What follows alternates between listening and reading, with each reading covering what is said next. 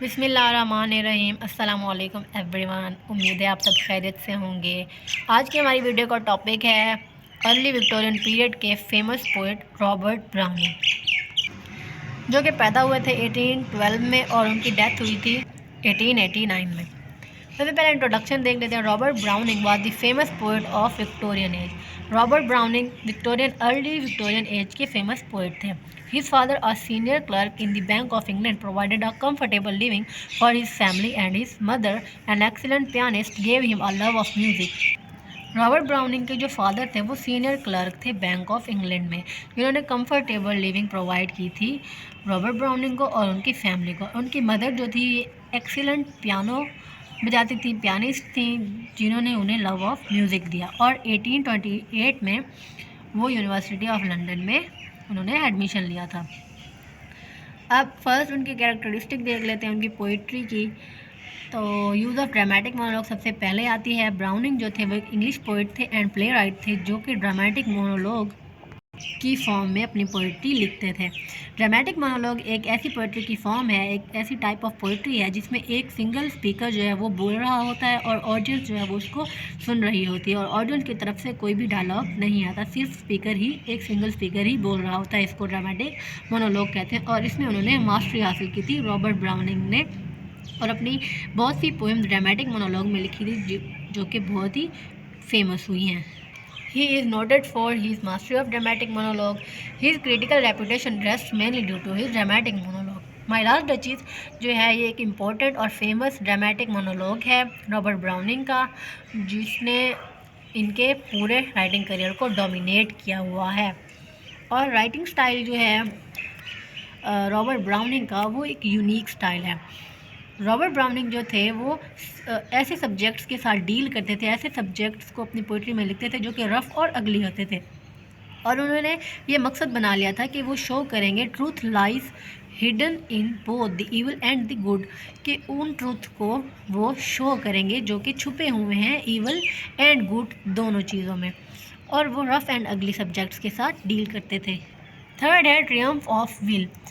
जो Robert browning थे वो एडवोकेट, वो ये समझते थे कि जो इंडिविजुअल विल है इंसान की, जो अपनी मर्ज़ी है, इंसान की जो अपनी ताकत है, वो फाते है, वो ट्रियम्फ है, वो बड़ी है over obstacles.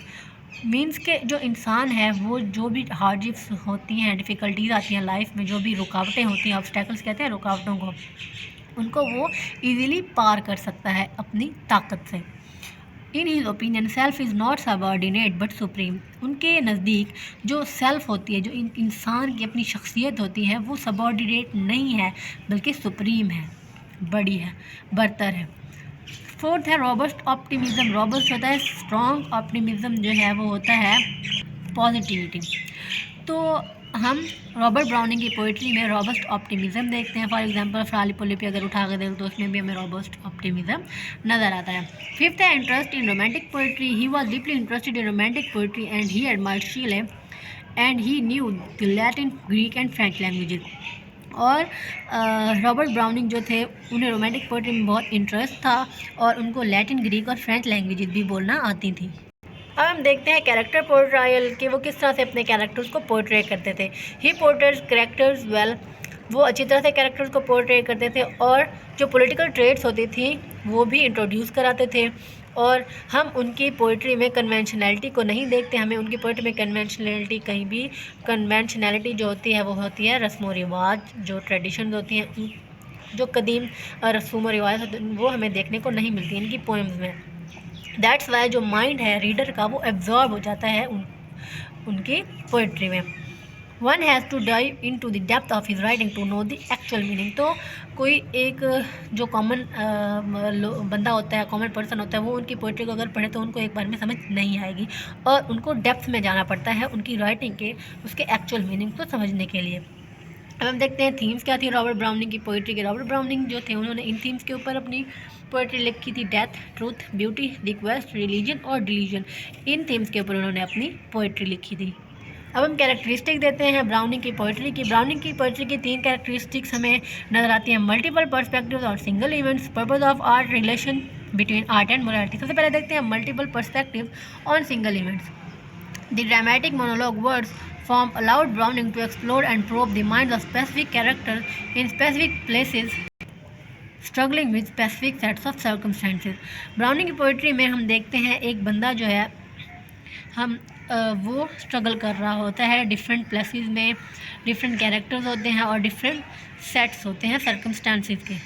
For example the ring and the book में हम ब्राउनिंग एक सस्पेंसफुल स्टोरी बताते हैं एक मर्डर की, जिसमें वो मल्टीपल वॉइसेस यूज़ करते हैं जो कि मल्टीपल पर्सपेक्टिव देती है और मल्टीपल वर्जन्स हम उस सेम स्टोरी के निकालते हैं। सेकेंड है the purpose of art. Browning ने बहुत सी पोएम्स लिखी आर्टिस्ट और पोएट्स के बारे में, including such dramatic monologues for example Pictor Ignotus और फ्रा लिपोलिपि। थर्ड है relationship between art and morality. Throughout his work, Browning tried to answer questions about on an artist's responsibilities and to describe relationship between an art and morality। तो हम browning की poetry में एक artist की responsibilities को देखते हैं। उन्होंने क्वेश्चन किया है कि आर्टिस्ट की क्या रिस्पॉन्सिबिलिटीज़ होनी चाहिए। उसके अलावा उन्होंने आर्ट और मोरालिटी के रिलेशनशिप को भी शो किया है अपनी पोइट्री के अंदर।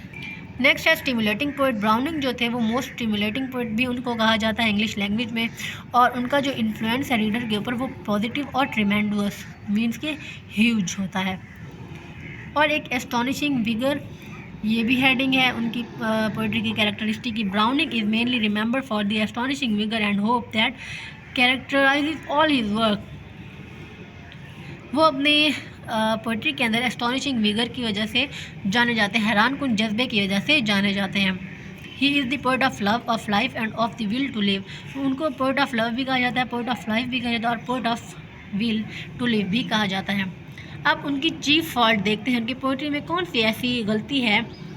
The chief fault of his poetry is obscurity. Obscurity होता है धुंधलाहट, मीन्स के कम्प्लेक्सिटी होती है, समझ नहीं आता एक क्लियरली, हमें कोई भी मीनिंग समझ नहीं आता जब तक हम डेप्थ में नहीं जाते। This is mainly due to the fact that his thought is often so obscure that language can't express it perfectly.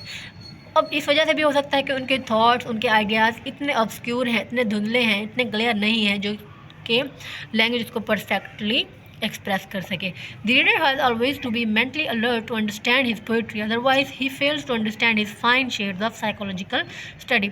एक जो रीडर होता है, अगर कोई भी रॉबर्ट ब्राउनिंग की पोइट्री पढ़ता है तो उसको मेंटली अलर्ट रहना पड़ता है ताकि वो पोइट्री को अच्छी तरह से अंडरस्टैंड कर सके, अदरवाइज़ वो फेल हो जाता है उनकी पोइट्री को अंडरस्टैंड करने से।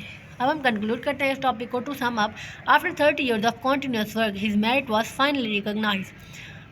30 साल के मुसलसल मेहनत के बाद उनका जो मेरिट है वो फाइनली रिकॉग्नाइज़ किया गया, उनको उनकी मेहनत का फल मिला। और इसी वजह से कहते हैं कि कॉन्टीन्यूसली हमें स्ट्रगल करनी चाहिए, कॉन्टीन्यूसली हमें मेहनत करते रहना चाहिए, क्योंकि मेहनत का फल ज़रूर मिलता है। And he was placed beside Tennyson, और फिर उनको टेनिसन के बराबर ही जगह दी गई, टेनिसन के बराबर ही उनको समझा गया कि वो टेनिसन की तरह ही एक ग्रेटेस्ट पोइट है। एंड इवन कंसिडर्ड ग्रेटर, और हत्ता कि उनको ग्रेटर माना गया क्योंकि उनकी 30 ईयर की स्ट्रगल थी।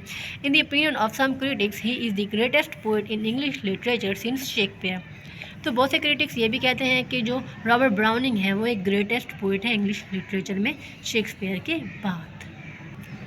तो ये थी हमारी आज की वीडियो जिसमें हमने रॉबर्ट ब्राउनिंग को थॉरली डिस्कस किया, उनके पोइट्री के स्टाइल को, राइटिंग स्टाइल को और उनकी पोइट्री के कैरेक्टरिस्टिक्स को।